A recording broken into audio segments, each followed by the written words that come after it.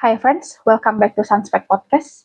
Belakangan, dunia maya ramai oleh satu fenomena, para ASN yang menggugat cerai pasangannya. Yang bikin menarik bukan cuma karena jumlahnya banyak, tapi karena cara orang bereaksi. Ketika seorang istri ASN menceraikan suaminya, komentar netizen seringnya begini, mungkin suaminya pengangguran kali, wajar dong, dia capek kerja sendirian. Tapi begitu suami ASN yang menceraikan istrinya, semua langsung menuding. Kok tega banget, istrinya udah nemenin dari nol, pasti dia selingkuh. Reaksi publik beda jauh. Padahal dua-duanya sama-sama manusia, sama-sama punya luka, dan sama-sama punya alasan. Jadi, kenapa bisa seberbeda itu? Kita cerita beberapa kasus nih. Kasus pertama, istri ASN yang menceraikan suaminya karena suaminya nganggur. Kita sebut aja namanya Laras. Dulu, waktu baru nikah, suaminya itu kerja di pabrik garment. Gajinya pas-pasan, tapi cukup buat makan dan bayar kontrakan. Laras waktu itu masih honorer. Kerja keras, ikut pelatihan ini itu, belajar tiap malam, akhirnya dia lolos CPNS.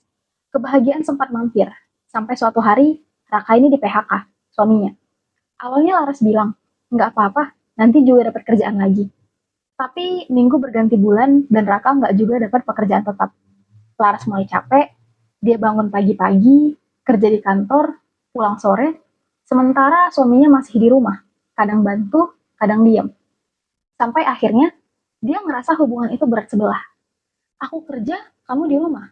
Aku capek, kamu diam. Aku butuh teman ngobrol, kamu malah jadi beban pikiran. Akhirnya Laras memutuskan pisah. Bukan karena dia nggak sayang, tapi karena dia merasa sendirian. Dan karena dalam pikirannya, kalau aku bisa mandiri, buat apa aku harus menanggung orang yang nggak berjuang?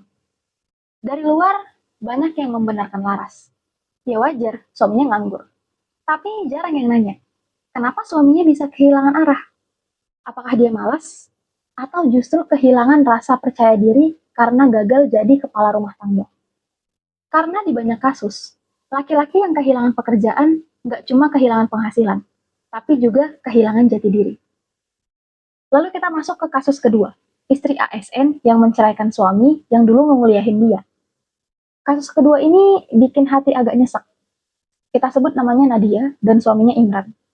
Dulu mereka nikah muda. Nadia masih kuliah dan semua biaya dari uang semester, kos sampai skripsi dibiayai sama Imran. Imran kerja serabutan, kadang di bengkel, kadang jadi kurir, dan lain-lain.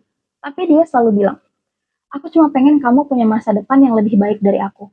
Dan benar, Nadia lulus, daftar CPNS, dan diterima. Sementara Imran tetap kerja seadanya, tapi dengan bangga bilang, itu hasil jerih payah kita. Sayangnya, setelah beberapa tahun, hubungan mereka mulai berubah. Nadia merasa hidupnya naik kelas, sementara Imran tertinggal di belakang. Dia mulai malas cerita ke teman kantor kalau suaminya bukan pegawai tetap, mulai ada jarak dalam percakapan mereka, sampai suatu hari Nadia minta Imran berhenti kerja. Udah, bantu aku aja di rumah, aku bisa kok tanggung semuanya. Imrannya nurut, tapi begitu berhenti, dia bukan cuma kehilangan kerja, dia kehilangan martabatnya di mata istri. Dari suami yang dulu jadi tulang punggung, pelan-pelan berubah jadi bayangan. Dan di titik itu, hubungan mereka mulai mati rasa. Nadia mulai dingin, setiap kali ribut, kalimat yang keluar selalu, aku ini yang kerja aku yang capek. Padahal kalau flashback, siapa dulu yang kerja buat kuliahin dia? Akhirnya Nadia minta cerai. Dan yang paling ironis, orang-orang tetap bilang, mungkin suaminya nggak cocok aja sama ritme istri yang ASN. Padahal sejujurnya bukan ritme yang beda, tapi hati yang udah nggak saling menghargai. Kita masuk ke kasus ketiga. Suami ASN yang menceraikan istri, rumah tangga yang baik. Suami ASN yang menceraikan istri rumah tangga yang baik. Kasus ini bikin dunia maya kebalik. Semua orang langsung menghujat sang suami. Kita sebut namanya Bayu, PNS di salah satu kantor. Istrinya namanya Mira, seorang sarjana pendidikan. Tapi memilih menjadi ibu rumah tangga demi anak mereka. Rumah mereka rapi, anak-anak terurus, nggak ada drama besar. Sampai suatu hari kabar muncul, Bayu gugat cerai Mira. Alasannya sederhana tapi nyesek. Katanya, udah nggak sejalan. Netizen langsung marah. Istrinya kan baik, sarjana, ngurus rumah, kok malah ditinggal? Pasti ada perempuan lain. Tapi setelah beberapa waktu, cerita lain muncul.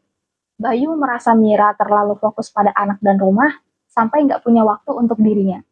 Setiap pulang, yang dia dapat cuma rutinitas. Bukan cinta, bukan percakapan, tapi daftar pekerjaan rumah. Dia merasa hidupnya datar. Dan mungkin tanpa sadar, dia cari warna lain di luar rumah. Apakah itu salah? Iya tentu. Tapi apakah perasaan kosongnya itu nggak valid? Itu juga benar. Masalahnya bukan siapa yang jahat, tapi gimana dua orang berhenti saling tumbuh. Sampai akhirnya cinta mati pelan-pelan di tengah kewajiban. Dari, dari tiga cerita ini, pola besar mulai kelihatan. Pergeseran keseimbangan peran dan harga diri. Dari tiga cerita ini, pola besar mulai kelihatan. Pergeseran keseimbangan peran dan harga diri. Dulu, pernikahan dibangun atas kerjasama. Sekarang, banyak yang terbentuk dari perbandingan. Siapa lebih sukses, siapa lebih tinggi, siapa lebih capek. Perempuan zaman sekarang tumbuh di dunia yang menuntut mereka kuat. Dan mereka berhasil. Tapi kadang, keberhasilan itu datang dengan luka. Keinginan, keinginan membuktikan diri karena pernah diremehkan. Sementara laki-laki tumbuh di dunia yang mengajarkan mereka memimpin. Tapi ketika peran itu direbut atau tak lagi dibutuhkan, mereka kehilangan identitas. Dan diam-diam kehilangan harga diri. Makanya, kalau istri minta cerai, publik itu seringnya maklum. Tapi kalau suami minta cerai, publik itu marah.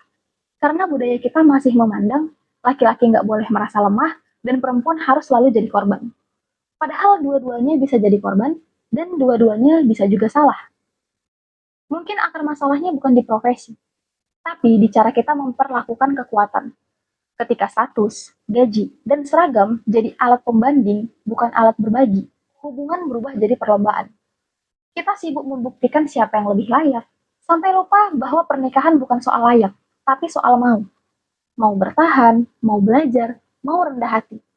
Karena cinta tanpa kerendahan hati cuma akan jadi ego yang dibungkus romantisme. Jadi kalau kamu hari ini seorang perempuan yang capek membuktikan diri, atau laki-laki yang kehilangan arah karena merasa tak berguna, ingat, nilai dirimu nggak ditentukan dari siapa yang gajinya lebih besar, tapi dari siapa yang masih mau berjuang bareng meski hidup berat. Dan mungkin, sebelum kita menilai siapa yang salah, kita perlu bertanya dulu, apa sebenarnya yang hilang dari hubungan itu? Cintanya, hormatnya, atau kesadarannya bahwa dua orang yang bahagia bukan tentang siapa yang menang, tapi siapa yang mau saling menunduk. Karena pada akhirnya, status bisa berubah, tapi rasa hormat adalah satu-satunya seragam yang nggak bisa dicopot. So, thanks yang udah dengerin podcast kali ini. Kalau ada yang mau request, boleh banget guys. See you in the next podcast. Bye-bye.